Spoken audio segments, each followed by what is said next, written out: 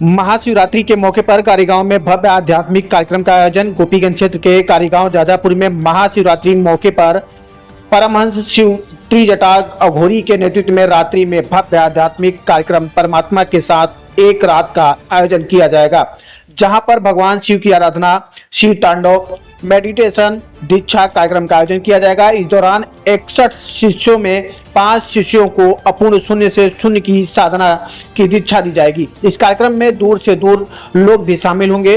विदित हो कि पिछले वर्ष भी महाशिवरात्रि के मौके पर इसी तरह का आयोजन किया गया था। परमहंस शिव त्रिजटा अघोरी ने बताया कि महाशिवरात्रि की रात शिव पार्वती का विवाह नहीं बल्कि परमात्मा के मिलन और जानने की रात है।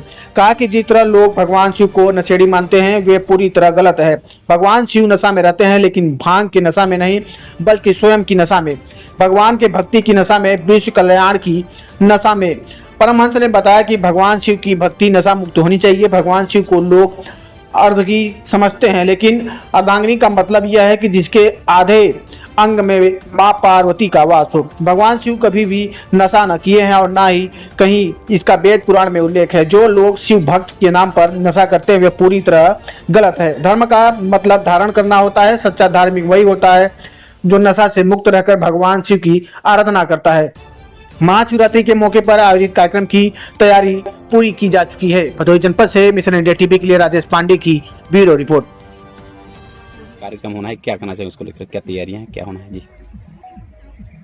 विगत वर्ष भी हम यहाँ पर महाशिवरात्रि किए थे बहुत शांतिपूर्ण ढंग से, और कारीगांव के आभारी हैं कि धर्मेंद्र यादव जी के पूर्ण परिवार से आदिनाथ के नेतृत्व में हम लोग 2024 का महाशिवरात्रि शांतिपूर्ण ढंग से संपन्न किया था। इस बार आदिनाथ जी के भतीजा हैं नगेंद्र यादव जी, उनकी अध्यक्षता में हम लोग महाशिवरात्रि करने जा रहे हैं। और शिवरात्रि का मूल मंत्र शिव पार्वती विवाह नहीं है। शिवरात्रि के इस काल रात्रि में शिव अग्नि के स्वरूप में एक स्तंभ जो ब्रह्मा विष्णु के सामने में प्रकट हुए थे, उस स्तंभ का हम लोग स्तुति करेंगे और परमेश्वर के संग एक रात के साथ हम लोग मेडिटेशन करेंगे। यहाँ कुछ शिव तांडव का भी कार्यक्रम रहेगा।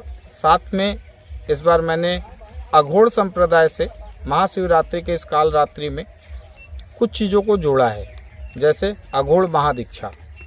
तो मेरे जो शिष्य हैं उनमें से 61 शिष्य हैं, उनमें से 5 जन सेलेक्टेड हैं जो अघोड़ महादीक्षा में अपूर्ण शून्य को प्राप्त करेंगे। पूर्ण शून्य की बात मैं नहीं कर रहा हूँ, अपूर्ण शून्य को प्राप्त करेंगे और यहीं से अपूर्णता से पूर्णता की ओर जाएंगे। संस्कृत में एक मंत्र है ना, पूर्णमिदं, अर्थात जो पूर्ण है वही पूर्णता के पास पहुँचता है। तो जब तक अपूर्णता अवस्था में नहीं आएगा वो पूर्णता अवस्था को प्राप्त नहीं करेगा। शिवरात्रि का मुख्य लक्ष्य है अपूर्णता को पूर्णता में परिपूर्ण कर देना। और भक्तों के लिए क्या कहेंगे गुरुजी? देखिए, हम सनातनी लोग हैं। धर्म का अर्थ होता है धारण करना। तो मैं हर एक जो शिव भक्त हैं उनके पास मेरा ये आग्रह रहता है, शिव का अगर वंदना करना है तो नशा मुक्त अवस्था में शिव की स्थिति कीजिए।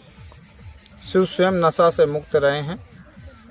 अगर भांग का प्रश्न उठता है तो मैं फिर दोहराऊंगा, नीलकंठ है, अर्थात जिस समय उन्होंने विष पान किया था, कंठ में जो जलन हुई थी, कंठ के ऊपर में भांग का लेप किया गया था, भांग पीने के लिए नहीं।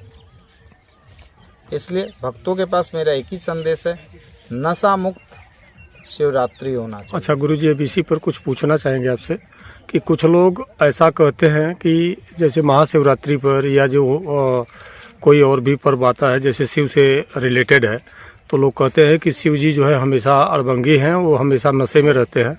तो उनके लिए जो ऐसा सोचने वाले हैं उनके लिए आप क्या संदेश देना चाहेंगे? अर्धंगी का अर्थ समझना होगा हमको। अर्धंगी क्या है? जिसके आधे अंग में स्वयं माता पार्वती शक्ति विराजमान हो वो तो अर्धंगी होगा ही ना। संस्कृत में एक शब्द है ना, वाम हस्ते नारी।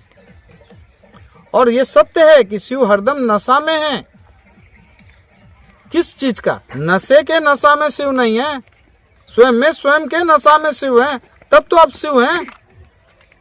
शिव नहीं होइएगा तो सौ नहीं हो पाइएगा, सौ नहीं हो पाइएगा तो जल नहीं पाइएगा। उदाहरण के तौर में श्री राम जी को ले लीजिए ना, शिव नहीं हो पाए ना, इसलिए जल समाधि लेना पड़ा ना। श्री कृष्ण ले लीजिए ना, सौ नहीं हो पाए ना, इसलिए पूर्ण जले नहीं ना। आज भी हृदय जगन्नाथपुरी में विद्यमान है ना। तो शिव तो नशा से परिपूर्ण है, स्वयं का नशा में परिपूर्ण है। शून्य से महाशून्य की ओर जा रहे हैं, तो ये तो नशा में ही है ना। इसी नशा का व्याख्यान है। अब क्या ना, व्याकरण के शब्दों का तरह तरह का अर्थ होता है, पर्यायवाची शब्द बहुत है। किसी को नशा का अर्थ दारू का बोतल लगता है, तो किसी को गांजा और सिगरेट लगता है। तो जो साध के बैठा हुआ जो साधु है, उसके पास तो एक ही नशा है, शून्यता का, कि कब महाशून्य में वो पहुंचे। बहुत सही बोला।